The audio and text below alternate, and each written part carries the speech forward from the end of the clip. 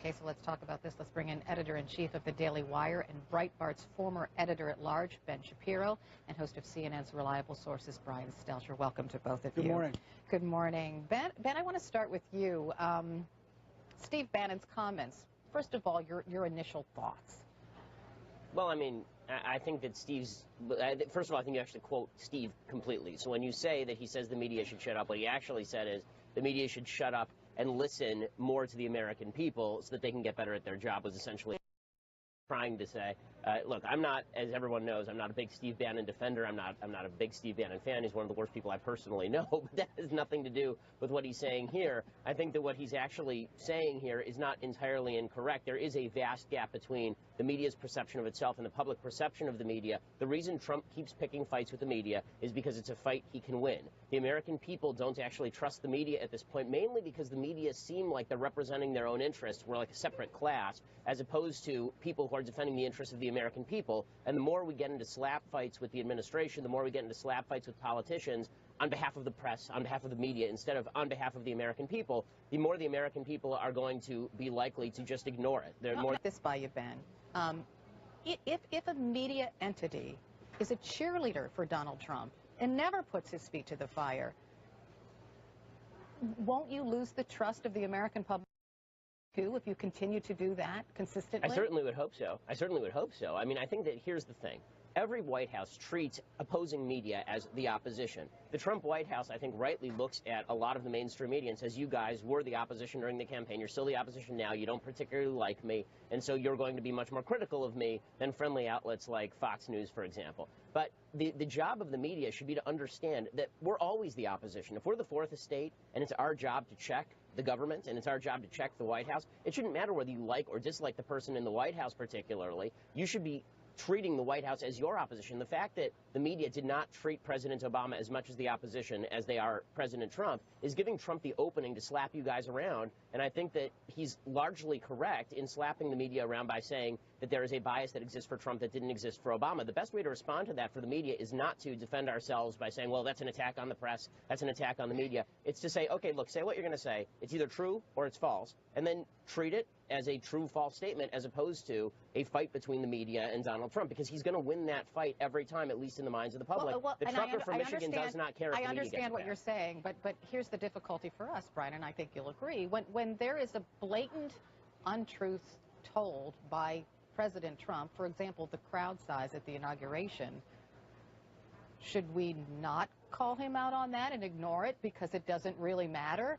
Or in calling it out, does it make us seem like we're opposing him in some way, since we're not giving him the benefit of the doubt for something really inconsequential? Right, you're making it sound like a no-win situation, but I think the majority of Americans want us to be showing the evidence, showing the photos in that case, showing the video, and letting the facts stand wherever they may be. This is a president who has a 36% approval rating according to Quinnipiac, 40% according to CNN's poll before the inauguration. This is not a president that the majority of the country wants to only hear positive news. Yes, there are some viewers who only want to hear the positive. That is actually a minority, and I think we need to keep in mind there are many different constituencies, many different audiences that want different kinds of news right now in this very divided America.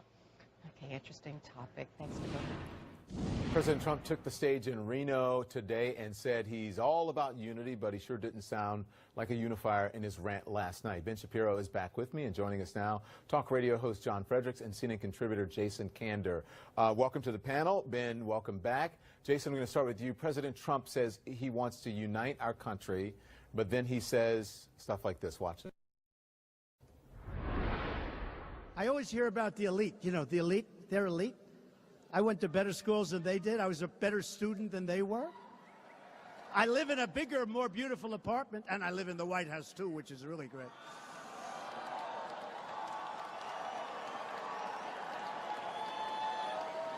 I think, you know what? I think we're the elites. They're not the elites. So the point is, and I didn't want to bore you because you understand where I'm coming from. You people understand.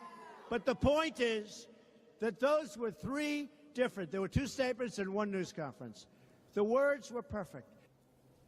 So, Jason, it's a fascinating message. I mean, really think about it.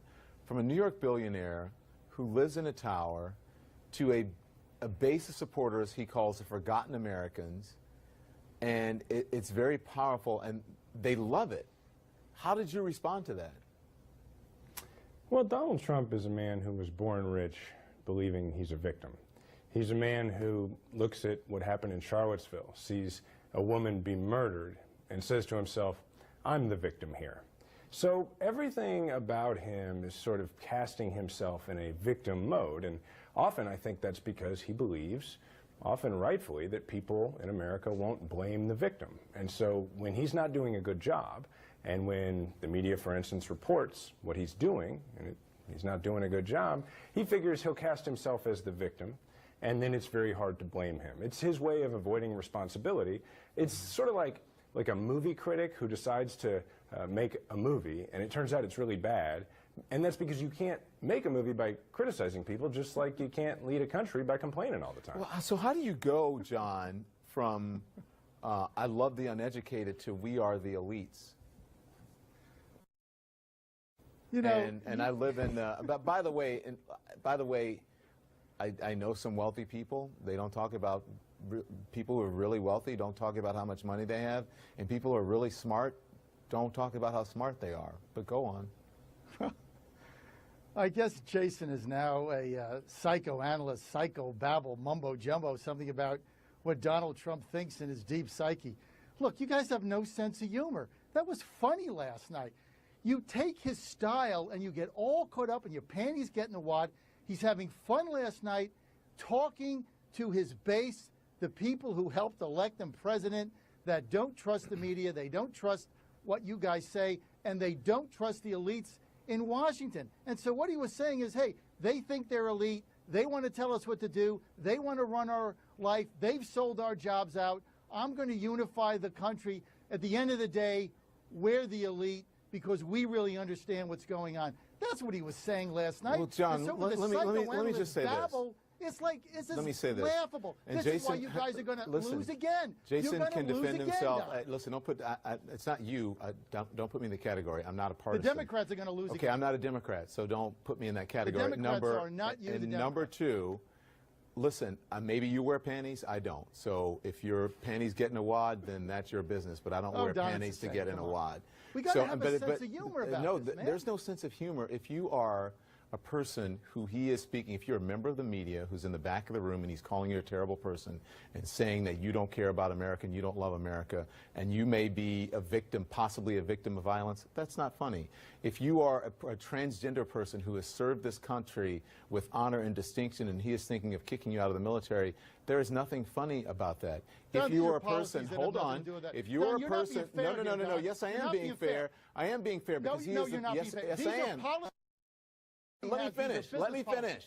If you are the president of the United States, at every single moment, what comes out of your mouth matters to every single person in this country. And it is not funny when you are making fun of people and you're possibly putting people in harm's way of violence. Don, it's also, it's actually possible for somebody to be humorous and do a decent job at the same time. It's not mutually exclusive. It's not like the president of the United States can be charming, but if he is, he has to be really bad at being president. I mean, he could actually do both things. He's just not. The first rule of comedy is that it has to be funny. It wasn't funny. Right.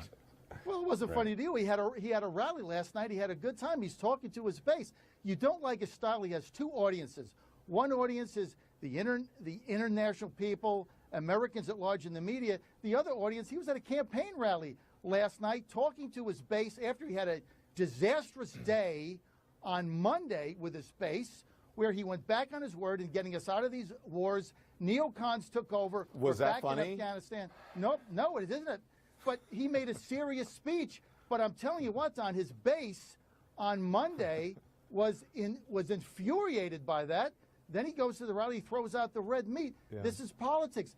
I'm telling you, Donald Trump is going to win again because the great unifier is jobs, wages go up, economic prosperity, 3% growth. I want to get Ben. He's going to get elected again. Ben, go ahead, please. Well, I mean, I think that what you saw in his rally last night was that President Trump is great at two things: the art of opposition and trolling. And that's basically what that rally was last night. So he's really good at finding something that all Republicans dislike, which is the media, right? The media, we don't like CNN, we don't like MSNBC. This is just true of conservatives. And so he takes that and he says, okay, unify around this. You can't unify around my policy. You may find me kind of weird. You may not like McConnell. You may not like Ryan. But we all dislike the media, so we can do that together. And then he says some things that are funny. I thought the elites comment was funny. He says some things that are outrageous, like people in the media aren't patriotic, knowing that people in the media are immediately going to turn it up to 12 on the Richter scale. But Ben, don't you think he should be truthful in his comments, even if he's funny, and if you give him that, shouldn't he be truthful? And he wasn't. Of course, and I think that this is where the media. Here's my advice to people in the media. My advice is turn down the emotion down to 1 and turn the fact-checking up to 10. Because I think what's happened here is that the amount of fact-checking that's gone on has taken second place to the offense that people in the media are taking at his words. And I think that the problem is the American people have to know that what the media are trying to do is defend them from untruth, not defend themselves from insults. And until the media start making that distinction, a lot of people on Trump's side are going to think that this is just a rock'em sock'em robots between Trump and the media. They may not like either one, but they find it kind of amusing. I'm glad you've come on CNN twice in the last week or so, even though you don't like us. Thank you. Hey, no, I love you.